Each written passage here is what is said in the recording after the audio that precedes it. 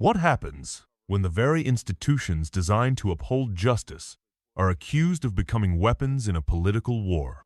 In a stunning congressional hearing, two opposing visions of America crashed head-on, revealing a nation deeply fractured. One side alleges a sinister conspiracy within the previous administration, claiming law enforcement was weaponized to hunt a political rival. The other side fires back, calling the hearing a desperate smokescreen to hide unprecedented, ongoing corruption and a flagrant abuse of power. We are left with a critical question that strikes at the heart of the Republic. Are we witnessing a genuine search for accountability? Or are we merely spectators in a high-stakes political spectacle where the truth itself is the ultimate casualty? Corruption and cover-up within the Biden administration. Simply put, the last administration was rudderless. From one crisis to another, the Biden administration failed and faltered. The partisan media did their best to cover up those failures. Having discussed these issues with my colleagues, Senator Cornyn and Schmidt, who requested to lead this hearing, all of us agreed that this committee must discuss this important matter. An important part of this discussion involves the last administration's weaponization of law enforcement against Trump and his associates, which was done to try and win an election. That, too, they tried to cover up. Since I became chairman of this committee, my investigative work has exposed how weaponization was done. Look at the FBI's Arctic Frost investigation, which ultimately became one of Jack Smith's cases against President Trump, based upon records that I've made public. The case's origin was anti-Trump FBI agent Tebow and his merry band of artisans and partisans. The records indicate that the opening of Arctic Frost was an intentionally designed vehicle by which the Biden administration would ultimately prosecute their primary political opponent, President Trump. Then I made emails public relating to the Biden administration's political investigation into Peter Navarro, Tebow, and his other anti-Trump agent, Walter Giardina, were also involved in that case. Whistleblowers have told me that Special Agent Giardina openly stated his desire to investigate Trump, even if it meant false predication. Whistleblowers have also told me that Jack Smith's deputy, J.P. Cooney, wanted to open more cases on Trump.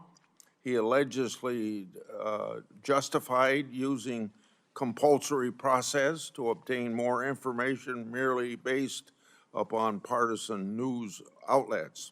And guess who was also allegedly involved in those communications? Well, that's the same person, Special Agent Walter Giardina. All of this is more evidence of law enforcement weaponization that would have never been the light of day, but for whistleblowers. I'll have more to say about this matter later today in another forum. Then we have the Biden FBI's anti-Catholic Richmond memo. That memo used the shoddy research of the radical Southern Poverty Law Center to accuse traditional Catholics of being violent extremists. Based on the records that I released the other week, there wasn't just one FBI document that used biased anti-Catholic sources, but over a dozen. And more FBI field officers were involved than we'd been led to believe. It wasn't just the Biden and Ray FBI that failed the people.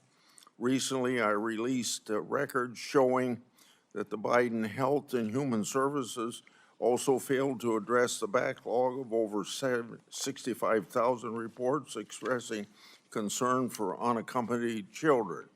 This included 7,346 reports related to trafficking, 36 cases have been accepted by U.S. attorneys for prosecution, with 11 arrests and 3 convictions so far. The Biden administration had a responsibility to do right by the American people. By any metric, they failed. The question is, what did the president actually know or even understand, and who was actually running the government? But regardless, the buck stops with the president, and President Biden will have to answer to history for what's happened the last 4 years. Now I'm going to turn over the podium to, opportunity to speak to Ranking Member Durbin for his opening remarks, and after that, Senator Cornyn is going to take the chair, and Senator Cornyn and Chairman Schmidt are going to lead the rest of the hearing. Proceed, Senator Durbin. Thank you, Chairman Grassley. This committee has oversight responsibility over the Department of Justice, the Federal Bureau of Investigation, and the Department of Homeland Security. We have a constitutional duty to hold these agencies accountable with public hearings. By this date, in my first year as chairman of the Senate Judiciary Committee, we had already held 2 major oversight hearings with Biden administration agency heads, including one with the FBI Director Wray on domestic terrorism threats. So far this year, the Republican majority on this committee has not held a single oversight hearing, despite numerous critical challenges facing the nation that are under our jurisdiction. In the last week alone, several events have demanded this committee's immediate attention.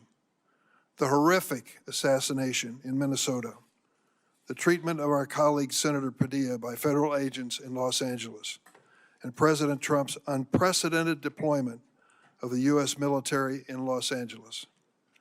We should hear without delay from Attorney General Bondi and FBI Director Patel about what they are doing to address the unacceptable political violence in our country, including threats to Article III judges and justices, as well as members of Congress. And we need to hear from the Homeland Security Secretary Noem about the treatment of our colleague, Senator Padilla, and this administration's mass deportation campaign against immigrants. But instead of exercising this constitutional oversight duty, my Republican colleagues are holding this hearing. Apparently, armchair diagnosing former President Biden is more important than the issues of grave concern which I have mentioned. To take a few examples of the issues this committee should be addressing, the Trump administration has removed dozens of senior career prosecutors and FBI officials with decades of national security expertise, leaving our nation more vulnerable to terrorism and other national security threats. This should be explained to this committee. The Justice Department has diverted hundreds of law enforcement agents away from combating cartels, drug trafficking, and gun violence to participate in President Trump's mass deportation campaign. This should be addressed in an open hearing of this committee. The Justice Department is also turning a blind eye to corruption. The administration has gutted the Department of Justice's Public Integrity Session, which oversees political corruption, just as the president's shameful crypto scheme unfolds. And the administration has removed Department of Justice career ethics officials and shut down the office charged with investigating misconduct by DOJ attorneys. With these internal checks gone and this committee asleep at the wheel, it's no surprise that Attorney General Bondi signed off on President Trump to accept Qatar's gift of a $400 million luxury airliner, despite the fact that the Attorney General was previously a registered foreign agent for the Qatari government. We are still waiting for her official finding on this gift transfer. And it's no surprise that Department of Justice official Amo Bove tried to strike a corrupt bargain with New York Mayor Eric Adams, dropping public corruption charges in exchange for the mayor's cooperation with Trump agenda mass deportations. When it comes to these historic, compelling issues, the GOP majority tells America to move along. Nothing to see here. Let's revisit this administration of a previous president in this hearing. Let's revisit a 20-year-old precedent on the use of an auto pen. And I know my Republican colleagues are eager to discuss President Biden's pardons. But why are they ignoring the actual pardon crisis that's taking place right now? President Trump's pay-to-play scheme. Last month, President Trump pardoned Paul Walzak, who pleaded guilty in 2024 to withholding over $7 million of taxes from his employees' paychecks and failing to pay them to the Internal Revenue Service. What warranted Mr. Walzak's swift pardon by President Trump? His pardon application explicitly cited millions of dollars his mother raised for President Trump's campaigns and other efforts to support the president. But that was not enough. It was 3 weeks after Mr. Walzak's mother attended a $1 million a person Trump fundraiser in April of this year that Mr. Walzak was miraculously receiving his pardon. And now he no longer must pay $4.4 million to the taxpayers of this country. That's one example of the many pardons granted to President Trump's wealthy donors and political supporters. Of course, these pay-to-play pardons are in addition to more than 1,500 January 6 rioters who received blanket pardon from President Trump, including 169 who violently assaulted law enforcement officials. And we're going to make a question of cognitive ability. I think we should consider what happened in Alberta, Canada, just this week, where President Trump was at a press conference with British Prime Minister Keir Starmer and said the following: "You all know the great PM of the UK, and we just signed a document." President Trump continued, "We just signed it so we have our trade agreement with the EU. Britain has not been a party to the EU for 5 years, but President Trump made a statement which clearly was wrong." Now I'd like you to see a short video that includes some other examples of cognitive ability.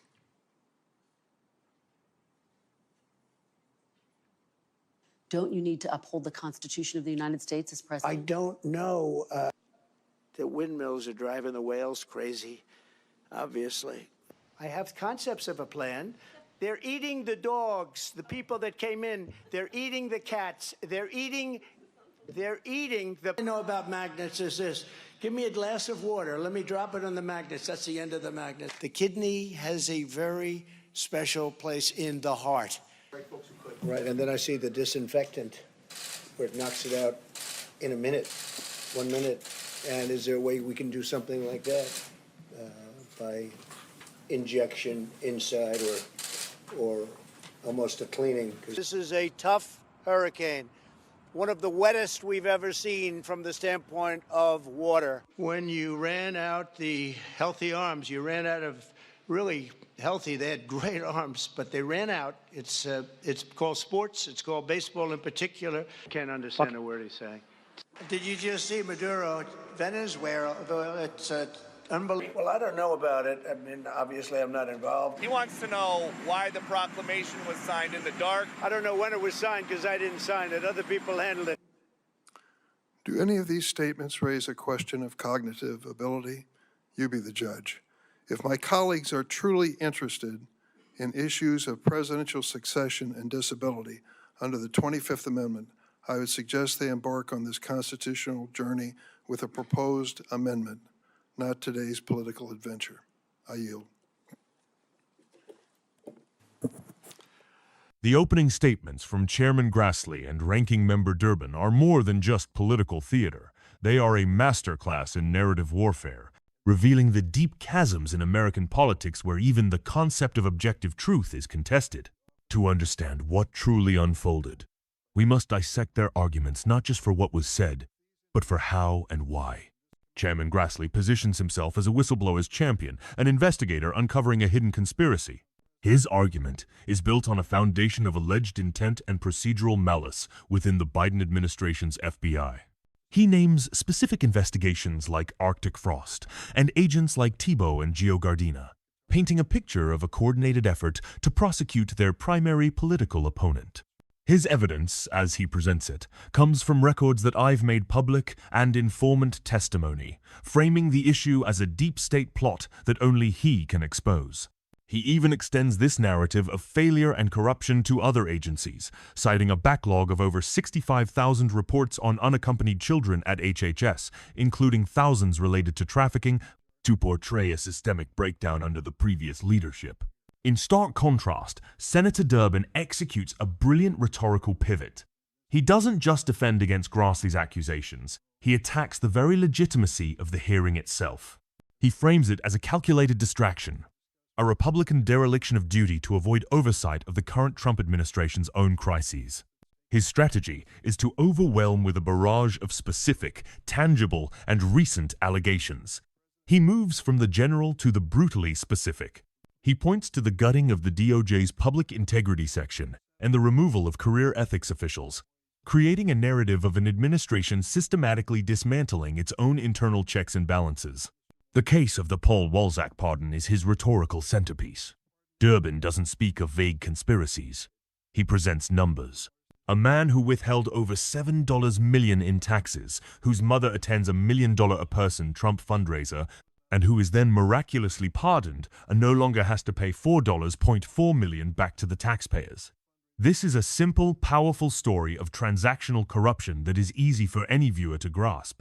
The tactical brilliance of Durbin's rebuttal culminates in turning his opponent's weapon against them. When the hearing's premise questions the cognitive ability of a former president, Durbin counters not with a defense, but with an offense. He cites Trump's recent gaffe about the UK being in the EU, and then unleashes a video montage of Trump's own incoherent statements. This move is strategically devastating because it shifts the entire frame of the debate from a serious constitutional inquiry into a pointed question of hypocrisy. The central theme that emerges is the weaponization of accountability. Both sides accuse the other of using the levers of power for political persecution. Grassley calls it weaponization of law enforcement, while Durbin points to the Justice Department diverting agents from combating cartels and gun violence to participate in a mass deportation campaign. The hearing, intended as an exercise in oversight, becomes a battlefield for competing narratives, each aimed at convincing the public that the other side represents an existential threat to American democracy. So, what is the final verdict? The hearing reveals a chilling truth that transcends partisan allegiance. It demonstrates a political environment so toxic that the vital function of congressional oversight is itself compromised, transformed from a tool for ensuring government integrity into a platform for staging political attacks. The conflict between Grassley's claims of a deep state conspiracy and Durbin's detailed accusations of present-day corruption shows that both parties are operating from entirely different realities, presenting their bases with narratives that reinforce their worldview. The ultimate casualty here is not one politician or party, but the public's trust in the very institutions designed to serve them. When justice itself is put on trial and used as a pawn in a political game, the foundation of the republic is weakened. The question is no longer just about who is telling the truth, but whether the system is still capable of finding it. What are your thoughts on this? Does this hearing represent a legitimate search for answers, or a political circus? Leave a comment below. And don't forget to like and subscribe for more in-depth analysis.